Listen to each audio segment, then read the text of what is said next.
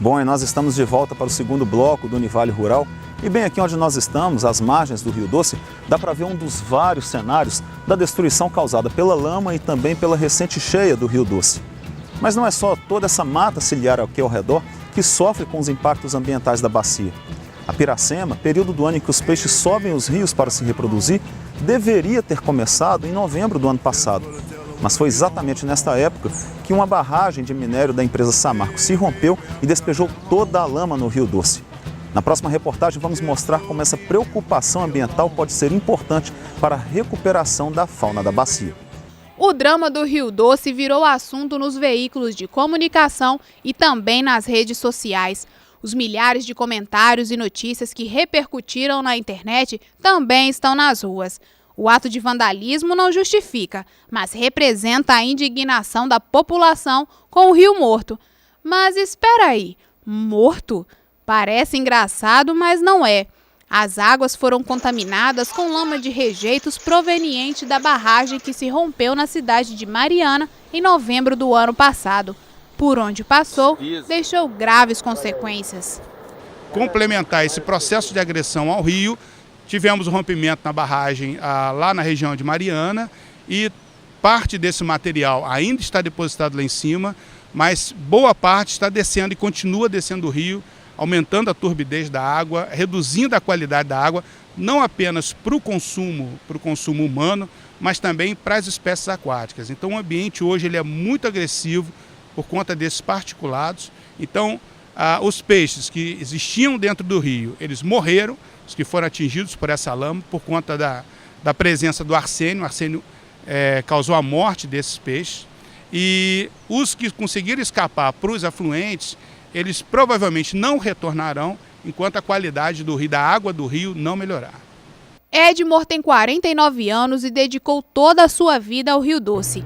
Filho de pescador, decidiu seguir os passos da família, fazer da pesca sua única fonte de renda. Mesmo sua casa sendo em uma ilha, há várias semanas não retornava por aqui. Depois da contaminação, ele foi morar com as filhas para se manter longe do rio. Os equipamentos de pesca estão guardados e ele não tem tanta esperança em voltar a usá-los depois da temporada da Piracema. Para ele, o futuro da profissão é incerto. Esse barco de madeira aqui que está afundado aqui, esse é o barco que eu trabalho com ele. Esse aqui é a minha rotina do dia a dia. Esse barquinho de madeira, tá vendo? Lá, amarrei dessa grossurinha a árvore que está amarrado lá. Eu, para mim, abandonei. Isso aí, ele vai ter serventia nunca para mim. Aqui não. A tragédia na cidade de Mariana ocorreu em um momento muito importante para o meio ambiente, a temporada de reprodução dos peixes. Este período, chamado de Piracema, começa em novembro e se estende por 4 meses, e a pesca fica proibida para preservar as espécies. Nessa época, os peixes nadam contra as correntezas dos rios até as nascentes para se reproduzirem, mas com a contaminação da água do Rio Doce, milhares deles foram mortos. Mas a questão que fica é, vai haver solução para recuperar a fauna do rio? Nossa equipe esteve no Rio Corrente, um dos afluentes do Rio Doce. Por aqui, as águas são limpas e há povoamento de peixes. Pelo visor do barco, podemos observar esses pontos na tela, que indicam a presença de cardumes. Afluentes como este serão essenciais para a recuperação da bacia. Deles virão os novos habitantes do Rio Doce. Lá no Rio Doce já tem alguns peixes hoje. Se a gente andar lá, nós já vamos ver pelo sonar alguns peixinhos. Mas o que é isso? São peixes que vieram desse rio. Que esse rio está empurrando a água no Rio Doce, água limpa. E a água do Rio Doce está melhorando a sua qualidade. Há ações que podem ser feitas para preservar o rio. Uma delas é proibir a pesca por pelo menos 5 anos, mas ainda nada foi feito. Oficiar ao IEF, que é o Instituto Estadual de Florestas, para que emitisse uma portaria imediatamente proibindo a pesca em toda a bacia do Rio Doce. Isso até hoje não foi feito. Segundo a Polícia Militar do Meio Ambiente, no período da Piracema a fiscalização é intensificada para evitar a pesca e os afluentes estão recebendo grande atenção. Todo ano, quando chega nesse período da Piracema, né, que é para assegurar aí a assegurar e preservar, né, a reprodução dos peixes, a gente intensifica as patrulhas aquáticas, patrulhas aí no entorno dos rios, das lagoas marginais, dos afluentes nesse período aí, né? Devido à situação que o Rio Doce se encontra hoje, a gente está intensificando aí os patrulhamentos nos afluentes. E chegou a hora do quadro Receita Rural, feito em parceria com a Emater. Nesta edição você vai conhecer a suculenta coroa de costela suína. E olha, é bem fácil de preparar, hein? Anote os ingredientes.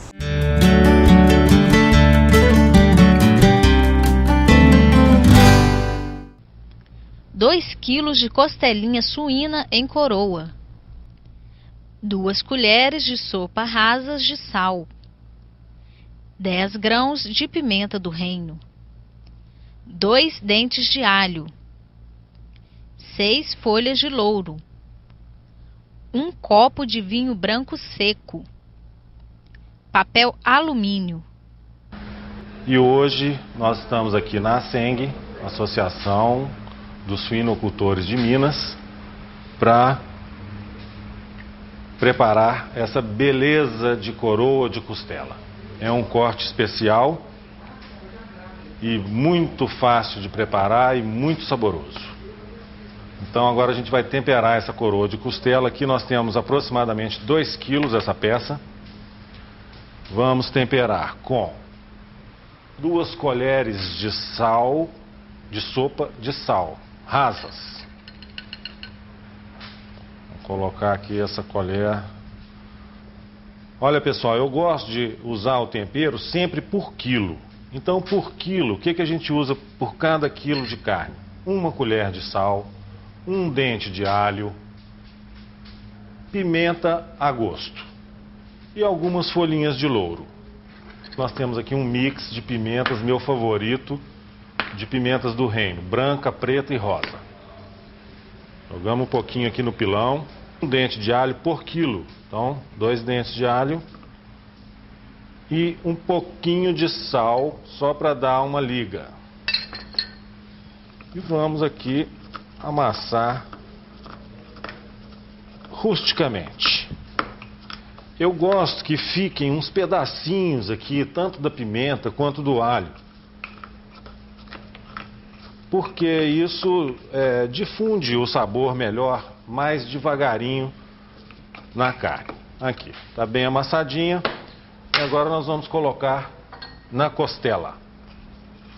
Olha aqui a nossa pasta, ó. Olha aí, que beleza. Sal, alho e pimenta, mais ou menos amassado.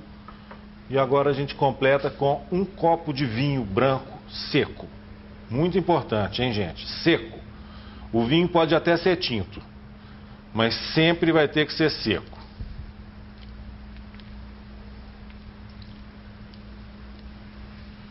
Olha só, colocamos as folhinhas de louro aqui assim. Dá uma virada na costela e vão deixar marinar por 12 horas.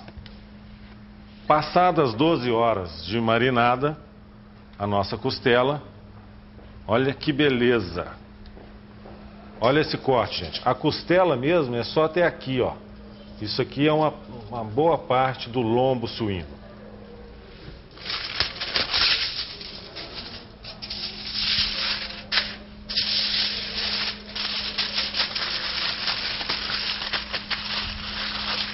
Na primeira hora que a gente colocar isso na brasa, ela deve ficar com o papel alumínio para cozinhar um pouquinho. Ela ficar bem macia. Depois a gente retira esse papel e dá uma dourada nela. Então a nossa costela já está embrulhada no alumínio. Esse alumínio é importante porque ele segura o tempero dentro e vai cozinhando lentamente a costela ali enquanto ela está na brasa. Olha aqui.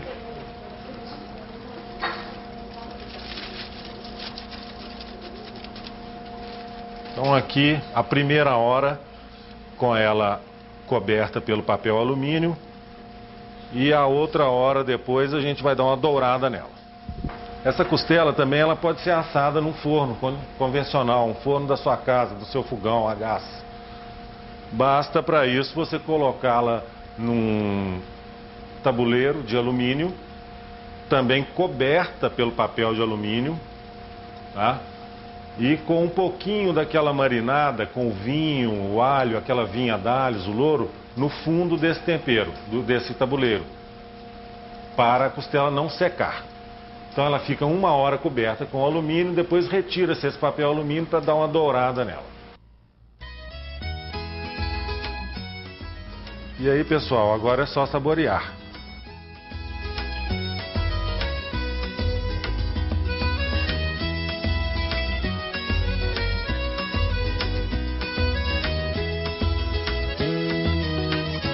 Olha, essa receita é mesmo de dar água na boca, hein?